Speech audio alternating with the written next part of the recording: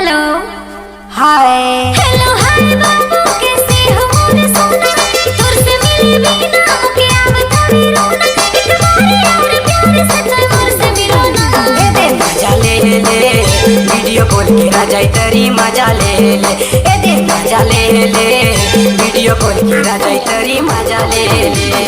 Hello hi mix by DJ Bhatti Lal जयका तुर से मिले बिना के आवता रोना एक बार यार प्यार से मोर से मिलो ना ए दे मजा ले ले वीडियो कॉल के राजा तरी मजा ले ले ए दे मजा ले ले वीडियो कॉल के राजा तरी मजा ले ले। डीजे भट्टी लाल दुनके तो ए सेकंड से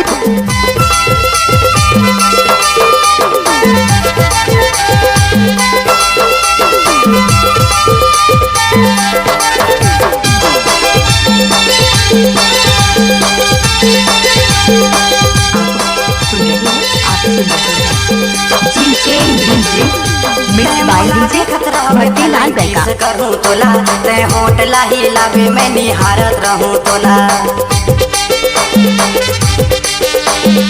इस गाना को मिक्स किया गया है भट्टी लाल बेघाई डोला वाले। रोज देना फोन कर ले डरे लगे मोला शादी ब्याह कर ले तन नहीं मने चला क्या नाम है नहीं आपका? मने चला डीजे भट्टी लाल दुनके तो ए सेकंड से मजा ले ले वीडियो कॉल के राजा तरी मजा ले ले ए दे मजा ले ले वीडियो कॉल के राजा तरी मजा ले ले।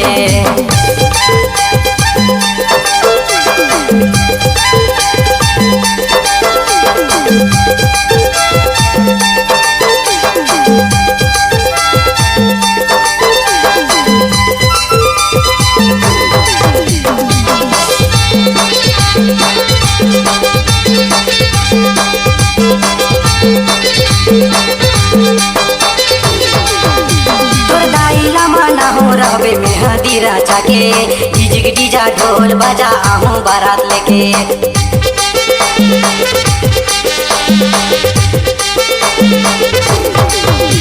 डीजे भट्टी लाल एसक्यू सेट मोबाइल नंबर 7489408861। आप सुन रहे ग्राम डोना से ए दे मजा ले ले वीडियो कॉल के राजा तरी मजा ले ले ए दे मजा ले ले वीडियो कॉल के राजा तरी मजा ले ले। हेलो हाय बाबू कैसे हो मोरे सोना तुर से मिले बिना के आवता रोना एक बार यार प्यार से मोर से मिलो ना ए दे मजा ले ले वीडियो कॉल के राजा तरी मजा ले ले ए दे मजा ले ले वीडियो कॉल के राजा तरी मजा ले ले ए दे मजा ले ले वीडियो कॉल के राजा तरी मजा ले ले ए दे मजा ले ले वीडियो कॉल के राजा तरी मजा ले ले ए दे मजा ले ले वीडियो कॉल के राजा तरी मजा ले ले। नए नए छत्तीसगढ़ी, नागपुरी, भोजपुरी एवं हिंदी गाना सुनने के लिए हमारे YouTube चैनल को सब्सक्राइब करें एवं साथ में बेल आइकन को दबाना न भूलें।